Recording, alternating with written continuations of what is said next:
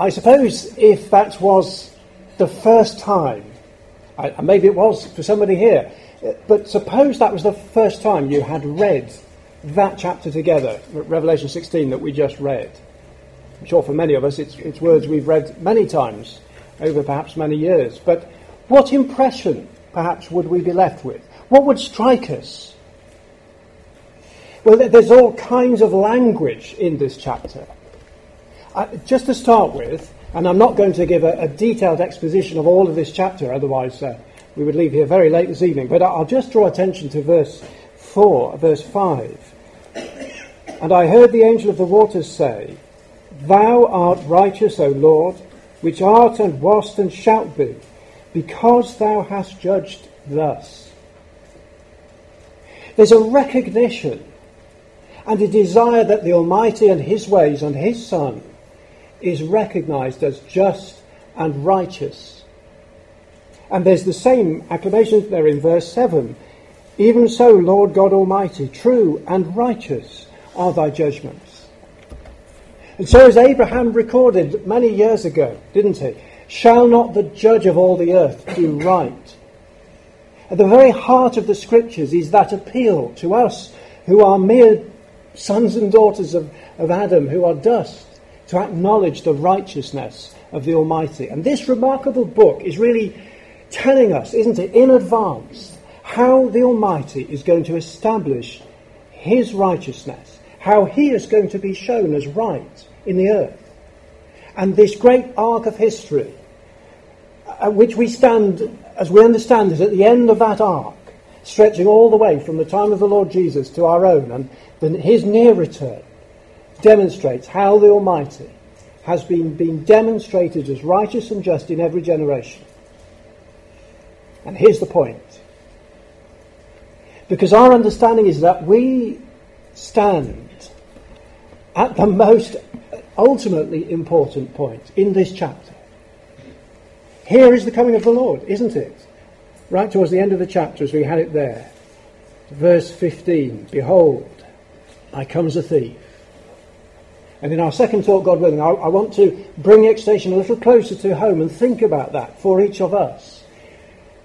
But to start with, to understand how that principle of the Almighty gathering the nations together, how we see that. You see, we just saw it, didn't we, in those opening verses that we read, of how the unclean spirits like frogs are going to be gathering together the nations. And how our world, in fact, reflects those things that have happened in the past.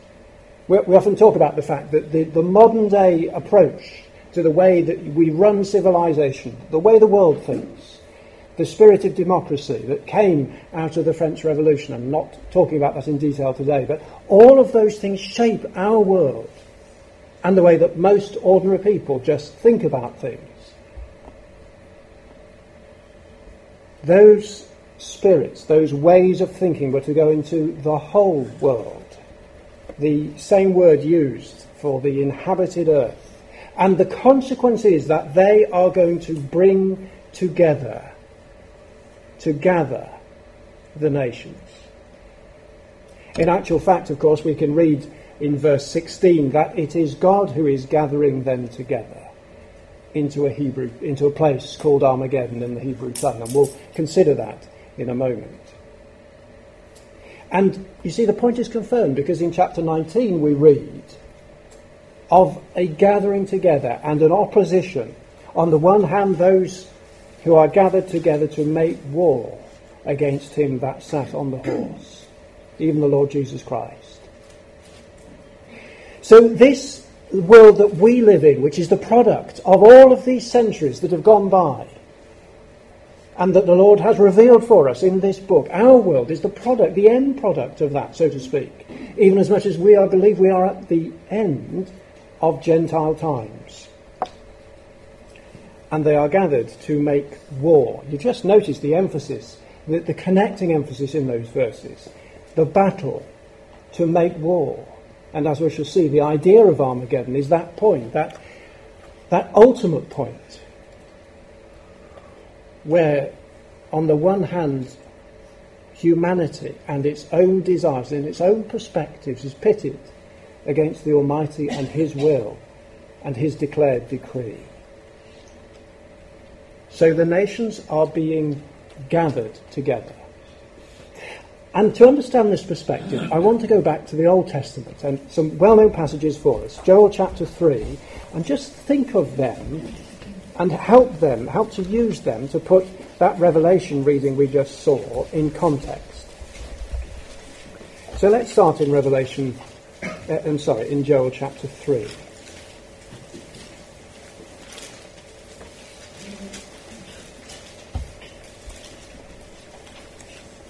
Now the context is given very helpfully for us at the beginning of Joel chapter 3, for we read that, "Behold, in those days and at that time, when I shall bring again the captivity of Judah and Jerusalem." So Israel have to be in their land. Judah and Jerusalem have to be inhabited so that this prophecy can be fulfilled. And just interesting, isn't it, that in Revelation, it was in chapter 16 we read that it's the place called in the Hebrew tongue, which of course was a dead language, wasn't it, until Eliezer ben Yehuda picked it up and decreed from his perspective that it was necessary for the Jews to have that identity, and started off the process with his own son, who he said, for this to happen, for this dead language to come back to life, there has to be one child who will only ever speak Hebrew. His own son, he taught him and made sure that that was the language, and from him came this remarkable resurrection of a nation in God's hand, speaking that language. And then says verse 2, "I will also gather all nations and will bring them down into the valley of Jehoshaphat." I will gather all nations. So at the time when Israel are in their land, at the time when it could be said in the Hebrew tongue, then all nations are being gathered, just as we read in verse 14, the kings of the earth and of the whole world. Revelation 16 verse 14 told us. And why? Well, because God says he is going to plead with them there. And to plead is this word that relates to judgment. It is to enter into a controversy. In fact, it is a word really which has a technical sense, doesn't it? It is a word that means a legal pleading, if you like. There's a controversy here. It's a case that is going to be argued. And it's of significance then, isn't it, that when we read of the valley of Jehoshaphat, that it is the valley of Yahweh's judgment. Now, this clear determination of the Almighty, then, is spelt out for us. His determination is to gather the nations, that they might be gathered together. Interestingly enough, you perhaps know that in Zephaniah chapter 3, where we have that idea that he's going to gather and assemble all nations, it's that verse, interestingly, that has all the letters, as we understand it, of the Hebrew alphabet there, just to underline the point. The Jews in their land with that language resurrected. But what is this judgment about? What is this legal pleading of which we've just read in Joel chapter 3? Well, let's just read on a little more, because here, if you like, is the charge sheet. Here is the description of what it is that the God of heaven is going to argue, is going to fight the case about. "I will plead with them there for my people and for my heritage, Israel." The people of Yahweh. His people. The nation founded on the faithful man Abraham, who the Almighty drew out of that land, and later his nation that he drew out of Egypt for himself, that he bare them on eagle's wings and brought them to himself. That nation, God's nation. And what had the world done to it? You see the point there in verse 2. "They have scattered among the nations and parted my land." God's nation, who he put in that land, well, they've scattered them. And they've parted, that is, they have divided or apportioned the land. They've decided what shall happen. The very same word used in actual fact in Zechariah chapter 14 of the earthquake and the parting of the land. They've decided and divided up for themselves God's land, and you can see immediately the problem. And we read on that they have cast lots for my people and given a boy for an harlot and sold a girl for wine that they might drink. Gambling for the purchase of slaves, and perhaps just hinted at there, the licentiousness of the northern invader. And it's not unknown in times of war, is it, for that terrible sort of behaviour of armies to be seen. This is how, then, in the prophecy, they are going to treat God's people, this invading army, and the nations of the world at the time when Israel has returned to their land. Go on to verse 9. Proclaim ye this among the Gentiles, prepare war, wake up the mighty men. Let all the men of war draw near, let them come up. So to prepare war, to honour as sacred, some have seen in this a suggestion of a holy war. Certainly, the idea that there is a definite effort being made here. And then again, verse 11, assemble yourselves and come all ye heathen, and gather yourselves together round about. There is that same idea of the nations being gathered together against God's people, and therefore ultimately against the Almighty himself. So this idea of gathering the nations is really at the heart of God's purpose. The issue, the case which he is pleading, is to do with his people and his land. And he's gathering the nations there that it might be perfectly evident to them, ultimately, that they are, in fact, fighting against him. And that idea is so prevalent and so repeated. Verse 12, let the heathen be wakened, and come up to the valley of Jehoshaphat, for there will I sit to judge all the nations round about. So just consider, the heathen, the nations as a whole, are being wakened up and coming to that valley, because God is going to sit to judge. That idea again, to plead. Because as we saw in verse 2, I will gather all nations and bring them down there. This great challenge is all about that which the nations have to learn. We started off with the righteousness of God, that all the earth might come to understand what he views as right. The unclean spirits in Revelation 16 dictate what most people today view as right. And yet God has said, here is what is right. And I'm going to use the nation of Israel, flawed as they now are, but in that age to be brought into his covenant. He's to use that nation to demonstrate what he sees as right, which is why we read in Jeremiah 25, it is the controversy with the nations for his people and for his land. So we see the picture. He's going to gather all nations. He's going to plead with them.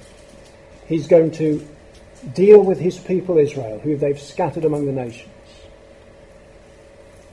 Because this, and there's just a clue here, thinking about that ancient nation and the opposition that there's been to Israel over centuries, it was the same. I think it's Idumea, is it, in chapter 36? I have spoken against the residue of the heathen, which have appointed my land into their possession.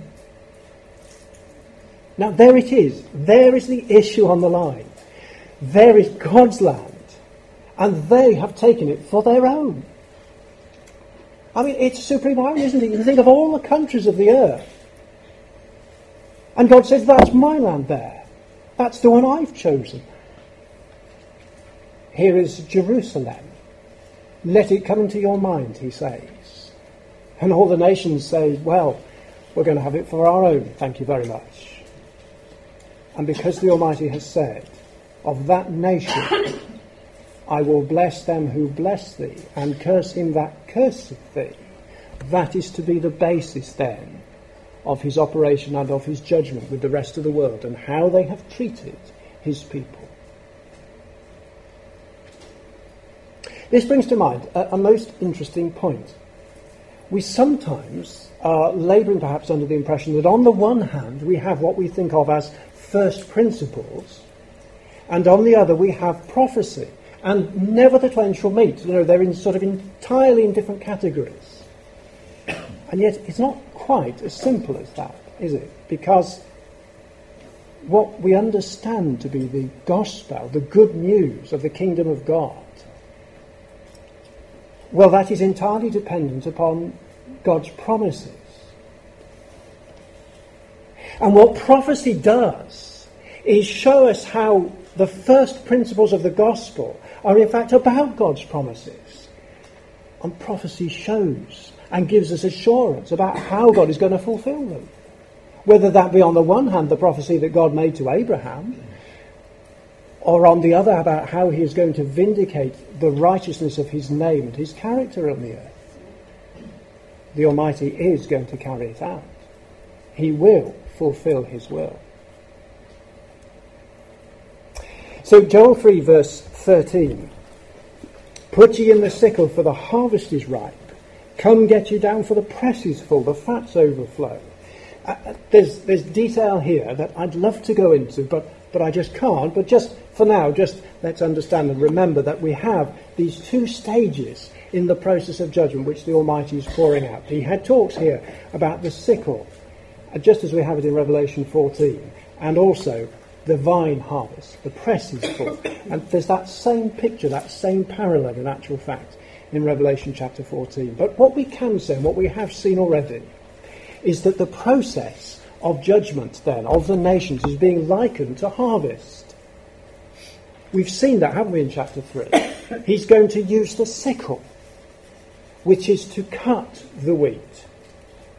And once you've cut the wheat, of course, you have to do something else with it, which, interestingly enough, is what verse 14 talks about. He says, multitudes, multitudes in the valley of decision.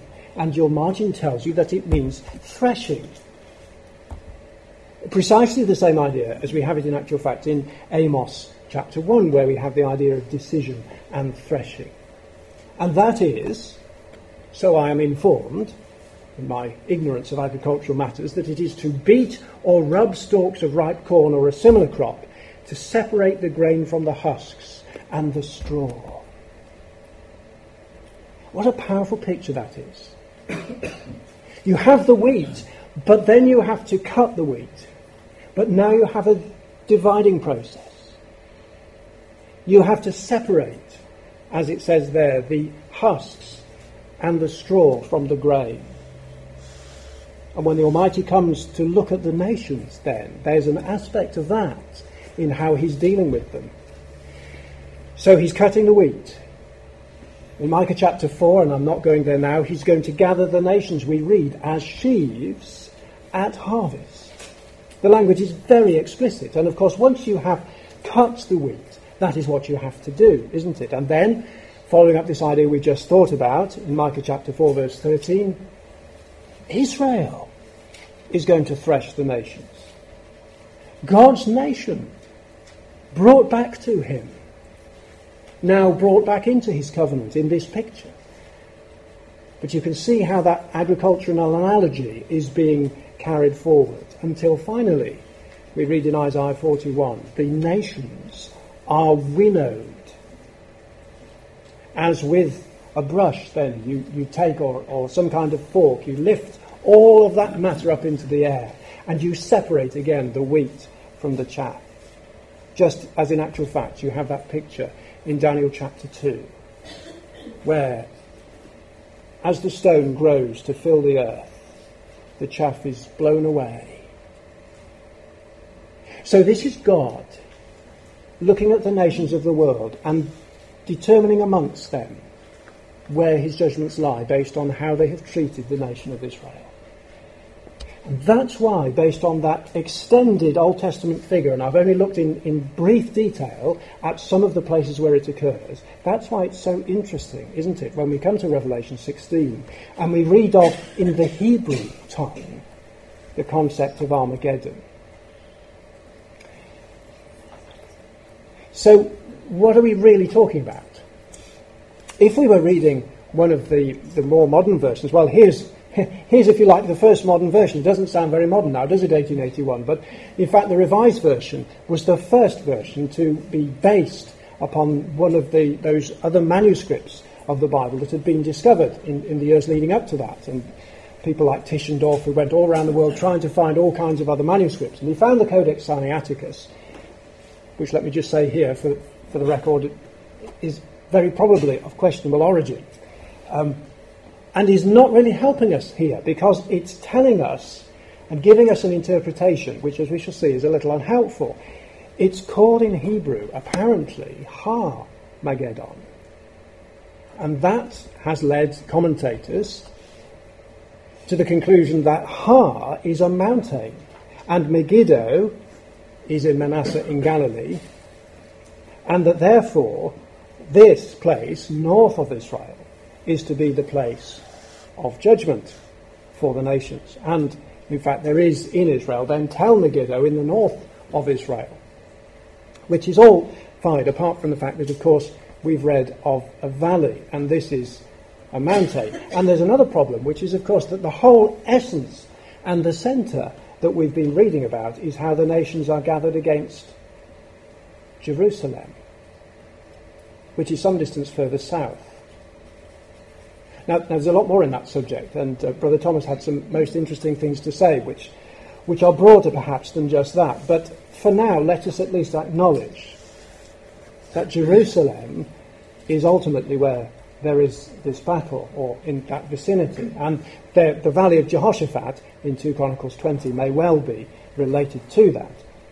We just notice that from the very beginning of Jerusalem's existence, the idea of threshing has been associated with it. Isn't that interesting? The very place where ultimately Abraham had to offer Isaac, and the very place where David bought that threshing floor, was the place that the Almighty had appointed to establish his temple. The place that God had chosen for humanity to understand the righteousness of his ways. And that's why then, so when we think about this idea of Armageddon, that you can see how we've established from the Old Testament the principles of the nations being gathered together. It would not come as a huge surprise, would it, that the Almighty is referring back to them. That when he gathers the nations to settle the issue of his people and his land, that he uses the same analogy. And that the Hebrew word, in fact, is not telling us of a mountain at Megiddo, but rather of a heap of sheaves. And as you see there, the use of that word as Boaz slept on the heap of corn. A heap of sheaves in a valley for judgment.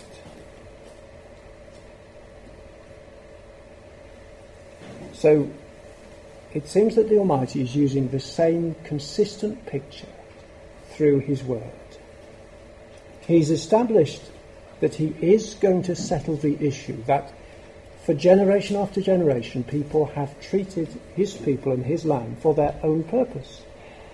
And he is going to say enough is enough. They are going to be before him as a heap of sheaves in a valley. But there is a most interesting connection. You see, we've established that it is a time when Israel have to be in their land. Joel 3 told us that. And the Hebrew tongue suggested it, I think. There is this point, that the nations have to be gathered. And we've seen that. But so also does Israel have to be gathered. We know these verses. Fear not, I am with thee. I will bring thy seed from the east and gather thee from the west. He that scattered Israel will gather him. Thou shalt come, in Ezekiel 38, the northern invader, into the land that is gathered out of many people. And God will surely assemble and gather the remnant of Israel. But here's the thing. The gathering of the nations back to God's land, the gathering of the nation of Israel back to God's land is the very thing that in the end will cause the nations of the world to be gathered against her. You see those two gatherings. How, in fact, the Almighty is using the one to gather the other. Well, let me explain why I say that. Just think about our world. There is Israel in the centre of it. What are the conditions that the Almighty has laid down as needing to be in place before this great battle can take place? Well, I'm not going to go all through Ezekiel 38, but here are some key points. It has to be the land brought back from the sword. Israel have to be the nation in the land, and most explicitly, they have to be on the mountains of Israel. And the desolate places have to be inhabited, and Israel has to dwell in the midst of the land. So very clear requirements for Ezekiel 38 to be fulfilled, and you appreciate I'm linking Ezekiel 38 then into this context. And not only so, but the position of the nation in the land has also to be, in addition to that, where they are, the condition that they are in is specified, because the northern invader comes down to take a spoil and to take a prey. There has to be a position of value and riches there in order for this northern invader to take it. Cattle and goods, silver and gold. And of course, not forgetting verse 11, they have to be dwelling safely. I shall say a little more about that, God willing, in our second talk. So 3, if you like, simple criteria. They have to be in the land, in the right place, dwelling on the mountains of Israel. They have to be prosperous, and they have to be peaceful. Well, you see, the point about the mountains is interesting. When we talk of mountains, of course, we're not talking of mountains in the way that we do in England, the English language, in terms of some great mountain. It's silly when the name of the highest mountain in the world escapes you, but whatever that mountain, Everest, thank you very much. Yes, it's not that kind of mountain, but it's these kinds of mountains. It's an interesting little study to follow up that the extent of the mountainous area of Israel is not only given to us on the map which shows us, but also within the scriptures. If you follow up those 2 locations, you find the 2 extremities of it. And the hill country of Judah, where Mary lived, where Elizabeth lived, and Mary went to see her, is part of that. So it's no great mystery as to where that is. That, of course, as you most probably know, is that area that is known as the West Bank today. And what most of the world has forgotten, of course, is that it was the West Bank and called that because it had been the West Bank of Jordan. And before that, it had just been part of Syria. And Israel, of course, took it by conquest in 1967. And that is the fact that has brought the nations of the world in their interest, hasn't it, against that nation, because they are now in the very place that Ezekiel 38 said they had to be, where the world says they cannot be. Isn't that the greatest irony? That the very place where the Almighty said they had to be, the world says they can't be. They have taken my land into their possession. They have divided my land. So, if we think of those 3 criteria, I think we can say simply that at least part of that is reflected in where they are now. And when we think about prosperity, and I'm only going to touch on this, we can see that certainly there is the beginnings, isn't there, of the potential at least of great prosperity. Whether it relates to this only is an interesting question. But the discovery of huge quantities of oil and gas in the last few years in Israel have indeed been really quite remarkable. It's only this year that one of the blockages to the development of those has been removed. We read in June that the owners of Leviathan, one of the biggest of those gas fields, has finally begun to get past these delays of years by political, legal and regulatory wrangling. The last obstacle to developing the field was swept away last month when the government approved the company's 2-stage plan to drill a total of 8 wells. So they're on the move, and there is vast potential, and in the other surrounding nations as well. So prosperity, there's certainly the beginnings of it, if nothing else. And the dwelling safely, well, we have more to see on that, I think. So how does the world think then of Israel in that location, in the very place where God said they had to be? Well, there is quite a well-defined movement which is known as BDS. BDS stands for Boycott, Divestment and Sanctions. And what it's all about is trying to delegitimize Israel in that locality, that they should not be there, and therefore anything they produce, the other nations of the world are being encouraged not to buy. So that the definition of the boycott, divestment and sanctions movement is, well, a call against Israel until it complies with international law and Palestinian rights, which in short is that they shouldn't be where they are in fulfillment of Ezekiel 38. A truly global movement against Israeli apartheid is rapidly emerging in response to this call. Now, to anybody who lived through the 1980s and 90s, and I'm old enough to have done so, then, of course, the word apartheid has a particular ring, doesn't it? The position in South Africa in which blacks were discriminated against. And it's a very powerful and emotive term to apply to the situation in Israel.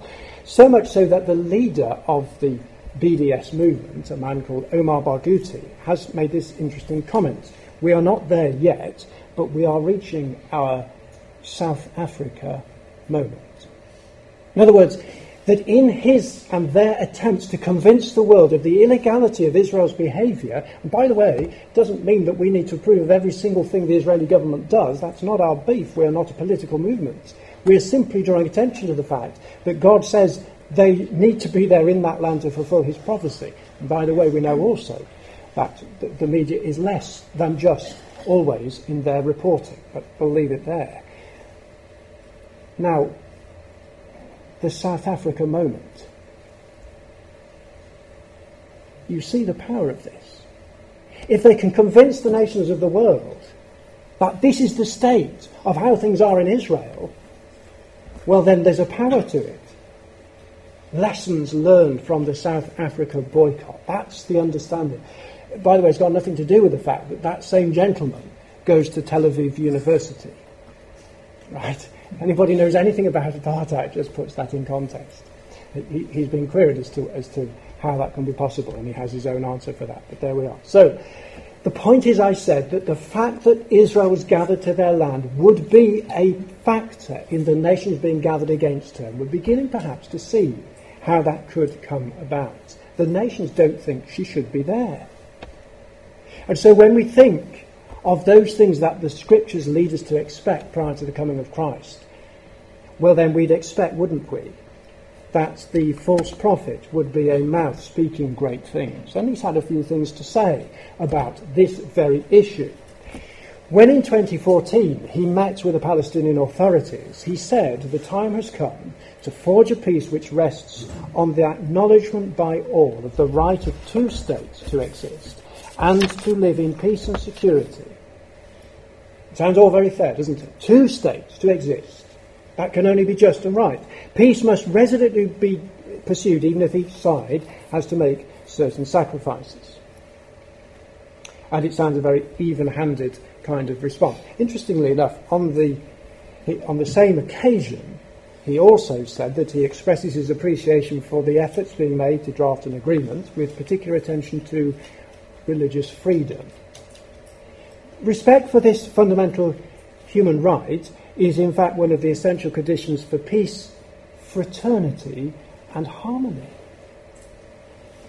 So these three great principles of our modern world, which arguably are the three unclean spirits that shaped our modern world and came out the great events in France in 1789 in the French Revolution. And I know that's a whole story I haven't explained, but for now let's just accept that that might be the case. Those are in the mouth of the false prophet, can you see? The liberty and the freedom, the fraternity or the brotherhood, and the equality is there, just as Revelation 16 requires it to be.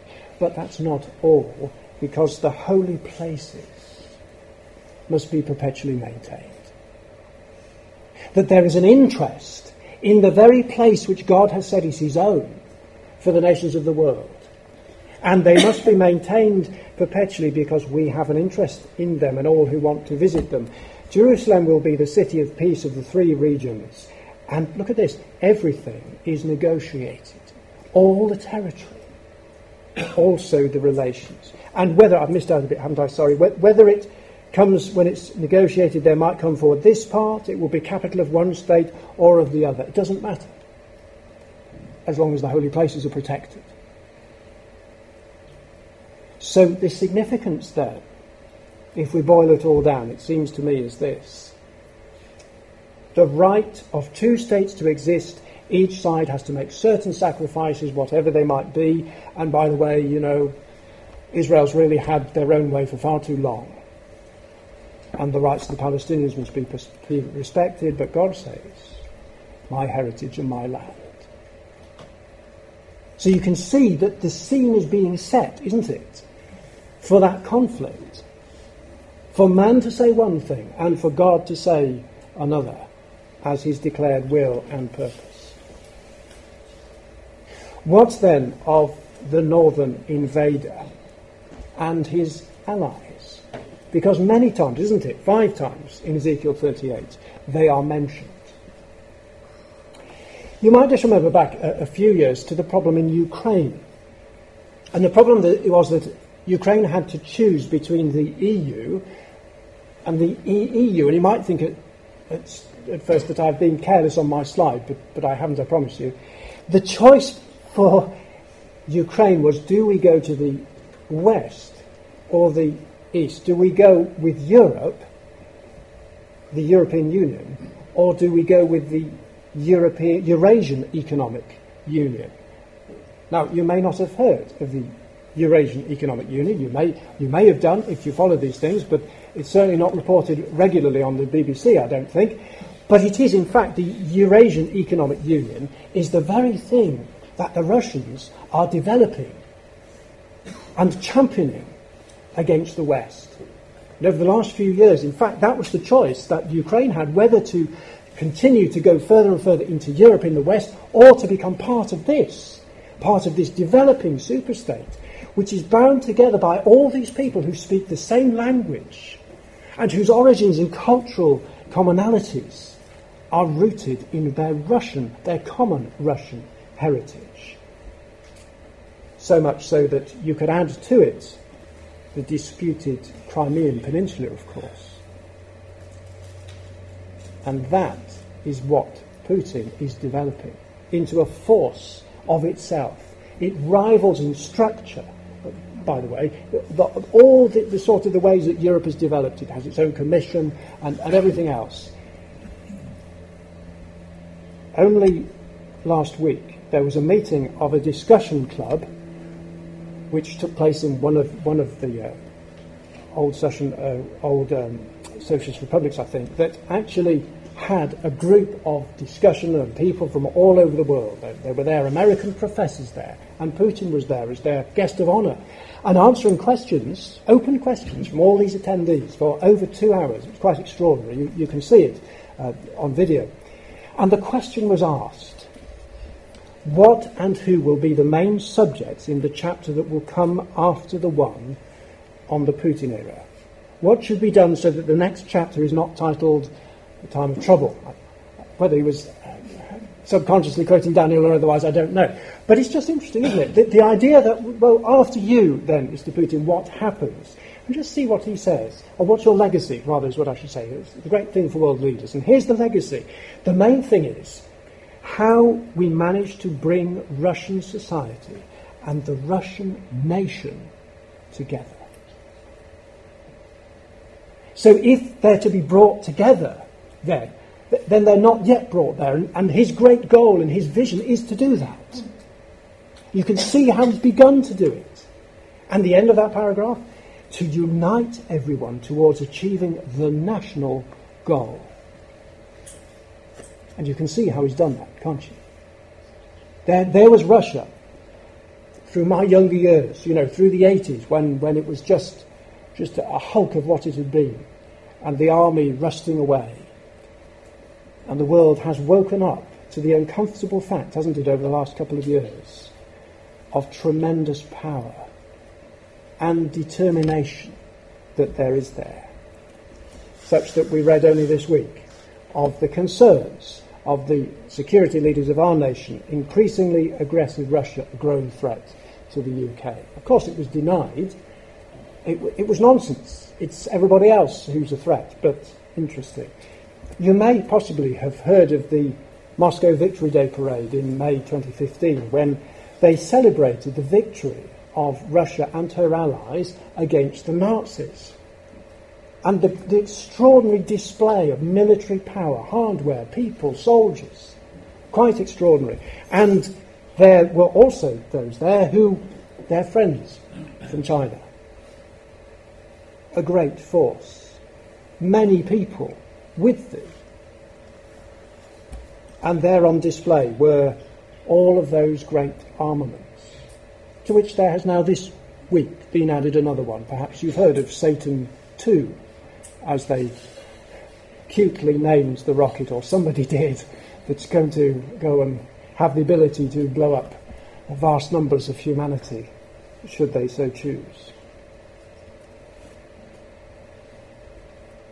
And when they look in the Middle East, they see a nation that is beginning to show signs of prosperity in the very area which they themselves have been developing. The discovery of huge reserves looks set to put Israel well on the road towards energy, and it is likely to provide an attractive target for enemies of the Jewish state. Isn't that an extraordinary recognition by the world's media? And then, of course, there was the development and the growth and the movement of that ship towards Syria that just had to go through even our waters.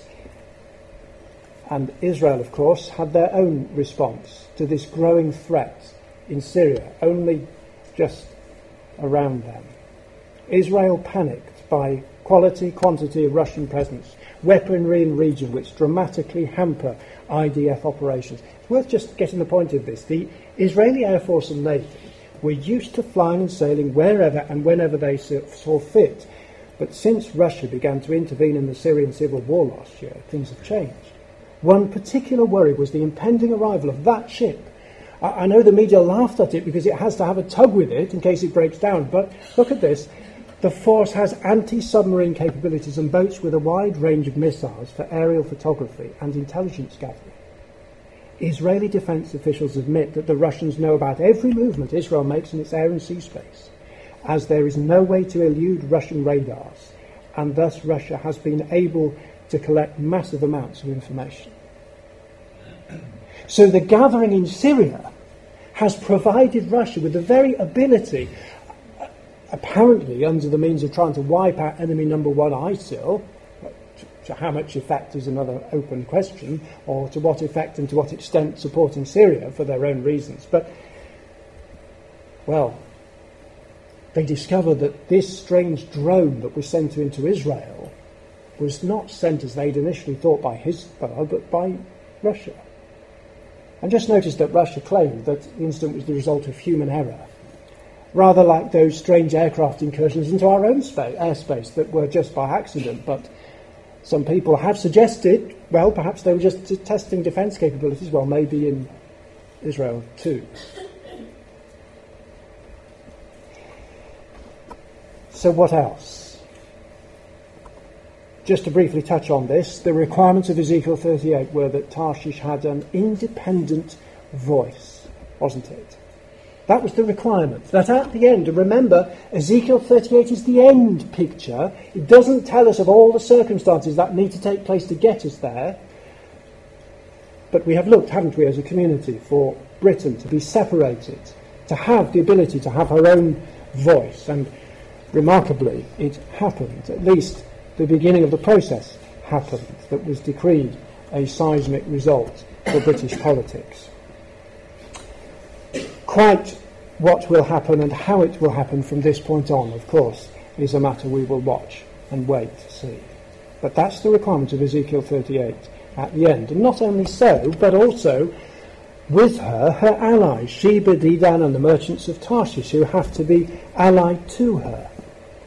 And there is just this interesting comment that was made in June of this year, the observation that one consequence of Brexit could be a further deepening of UK relations with Arab states, and increased bilateral trade, particularly with Saudi Arabia and the Gulf.